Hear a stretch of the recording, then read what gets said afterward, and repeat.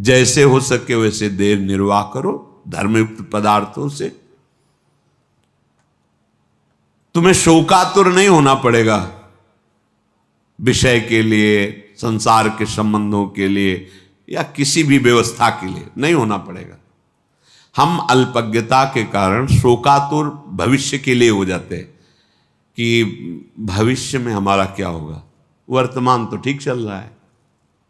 ये भविष्य की जो बात है वो शरणागत नहीं है, इसलिए है। अरे शरणागत नहीं, वो तो साधु है। अरे तो बेस रख लिया है, अभी हृदय शरणागत नहीं हुआ। भविष्य की चिंता बिल्कुल, न भूत की, न वर्तमान की, न भविष्य की। शरणागत के हृदय से इन चिंताओं का अपहरण हो जाता है। भगवान बलराम जी को सखा का रूप रख करके खेल रहा था प्रलंबासुर। देखा श्री कृष्ण तो बड़े चतुर हैं, इनको प्रवीण हैं, इनको खेल में फंसा के ले जाना बड़ा कठिन। तो बलराम जी को उसने अपनी पीठ में लाद लिया। बलराम जी को भय लगा, फिर स्वरूप का वो एकदम एक घूसा मारा, पधार गए। तत्कालिक तो भय लगा ना कि असुर अपहरण कर रहा है। ऐसे कितना भी हो तत्कालिक, अब जैसे अभी कोई बड़ी जोर की आवाज हो, ऐसे सब हो जाए, वो तत्कालिक विचार जब विवेक से करे तो उसे काटा जाता है। हमारा जीवन तो प्रभु के लिए है, जैसे भी जोई जोई प्यारो करे सोई मोहि भावे। क्या वो भविष्य का चिंतन सही था? बिल्कुल गलत, बिल्कुल अस्तित्वहीन। ऐसे ही जब हम अपने आराध्य से देव से अलग होकर शरीर को सोचते हैं तो भूत की चिंता, वर्तमान की चिंता, भविष्य की चिंता, मैंने ऐसा किया उसे भोगना पड़ेगा, ऐसा ना करते तो ऐसा, भूत की चिंता, वर्तमान की चिंता, भविष्य की, ये तीनों चिंताओं का अपहरण हो जाता है शरणागति से। ये हम विश्वास के लिए कह रहे हैं, हमें आगे के विषय में नहीं सोचना। हमारा आज, हमारा कल, कल सब मंगल होगा क्योंकि हम मंगल भवन प्रभु की शरण में हैं।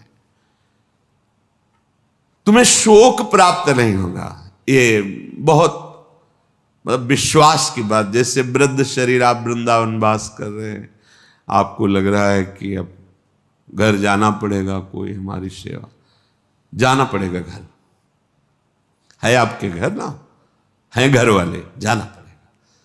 और जिनके है ही नहीं, घर वाले ही प्रिया प्रीतम, वृंदावनी घर है, जाए तो कहां, जाऊं कहां तजी चरण तुम्हारे, कोई ठौर ही नहीं। तो हमने ऐसे देखा है, ऐसे एक भी शिष्य नहीं जीवन में बनाया था, एक भी रुपया नहीं था, परम किंचन संत। तो अपने कई लोग सेवा में प्रेरित किए गए भगवत प्रेरणा से। तो इस समय उनका स्नान होता, जानते हो कैसे स्नान होता था? जैसे माँ बच्चे को गोद में लेती, एक साधु गोद में लेके बैठता था और एक अनुकूल जल के द्वारा स्नान कराया तो दूसरे के हृदय में जल्दी तुम हटो, हम सेवा। वो शरीर पोछा, तीसरा लंगोटी लिए खड़ा है, लंगोटी पहनाया, सजा के बैठा दिया, तिलक लगा के 1 बजे तक माला जप रहे। ऐसे हाथ में सौंच, ऐसे कौन करवा रहा है? वो जिनका कोई आश्रय नहीं प्रभु के सिवा, उनकी बात कह रहा हूं। ऐसे अगर आपका भरोसा है ना, परिवार है, घर है, जहां है वहां जाना पड़े। जब है ही नहीं तो फिर जो हैं वो विविध रूप धारण करके सेवा करते। इसलिए विश्वास को कभी मत टालो, विश्वास को मत हिलने दो। हमारा भविष्य में क्या होगा, अगर ये चिंता है तो अभी शरणागत तुम नहीं हो। उपासक की बात कहने की जरूरत नहीं रहेगी। अगर सही निष्ठा है तो हृदय में ही वो स्फुरित ही नहीं होने देगा जिसके तुम आश्रित हो। जानते हो यहां विकार कैसे भेजे जाते हैं? तुम्हारी विवेक बुद्धि की परीक्षा और बल निरीक्षण करने के लिए ऐसे तुम्हें छोड़ दिया गया और बिल्कुल तैनात खड़ा है वो, कहीं भी तुम्हारे ऊपर अटैक नहीं हो सकता। पर तुम कैसे बचाव कर सकते हो, कैसे निकल सकते हो? अगर प्रवीणता है तो ठीक, अगर रो दिए तो वो दृश्य नहीं रहेगा भय वाला। जब वो उपस्थित है तब, और अनुपस्थिति में तो आएगा ही नहीं। तुम सोचते क्या हो? जो आराध्य देव है, जो गुरु तत्व है, वो वहीं बैठा रहेगा जहां से स्फुरित होता है, वहीं दबा देगा। प्रश्न की जरूरत ही नहीं पड़ेगी, पुकारने की जरूरत ही नहीं पड़ेगी, तुम शरणागत हो। पर वो अल्पज्ञता होने के कारण हम प्रकट को तो महत्व देते हैं और बाद के लिए सोचते हैं जब अप्रकट हो गए तो कैसे चलेगा। नहीं, आप देखना, प्रकट से ज्यादा सानिध्य अप्रकट में रहता है। अब भी प्रकट में आप हमारे पास कितनी देर रहते हैं, लेकिन आप हमारे वचन, हमारे आराध्य देव का नाम और मंत्र जप कर रहे हैं तो हर समय आप हमारे सानिध्य में अनुभव कीजिए। अगर आप ऐसा करते हैं तो आपको अनुभव में आएगा। गुरुदेव का कितना दुलार है, एकांत में पता चलता है, रोना आता है।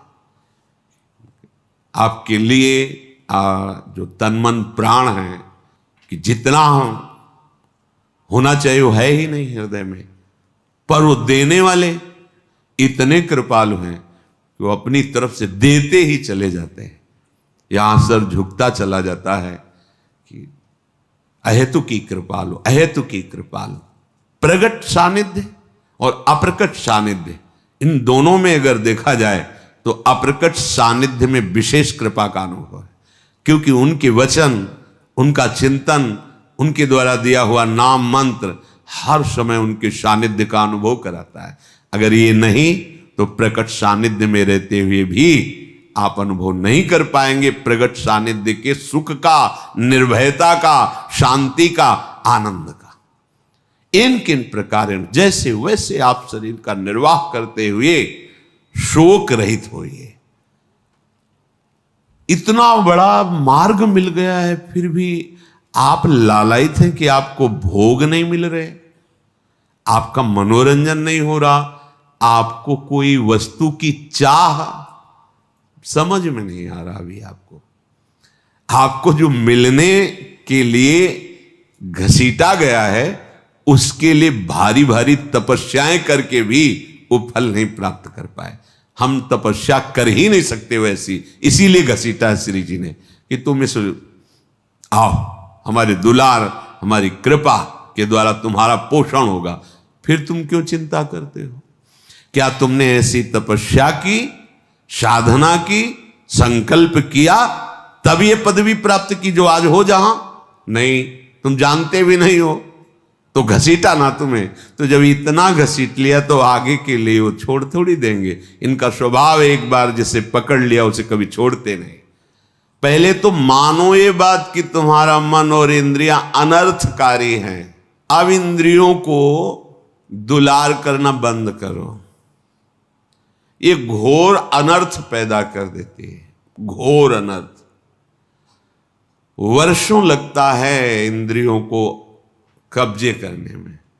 कुसंग में कुछ मिनट में वर्षों के द्वारा शासन में लाई गई इंद्रियां एकदम फ्री हो जाती है। वर्षों की कमाई एक मिनट में गमाई। बहुत बड़ी चाल है इन इंद्रियों की। साधक उन्हीं इंद्रियों से खुशी चाहता है, आनंद चाहता है। वो देखकर मनोरंजन करके समझता है मैं बहुत विद्वान हूं, बहुत ज्ञानी हूं, बहुत चतुर हूं, हमारी कोई बात जानता। अरे किसी के जानने की जरूरत नहीं, तुम ही जान जाओगे। रोगे, कोई आंसू पोंछने वाला नहीं मिलेगा। हमारी ये बातें कड़वी जरूर लगेंगी, लेकिन बहुत मीठा फल देने वाली। यद तग्रे विषम्यु परिणामे अमृतोपमम।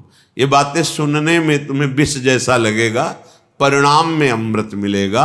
विषय भोग प्रलोभन की बातें अमृत जैसी पहले सुनने में लगती, परिणाम बहुत भारी विषवत होता है।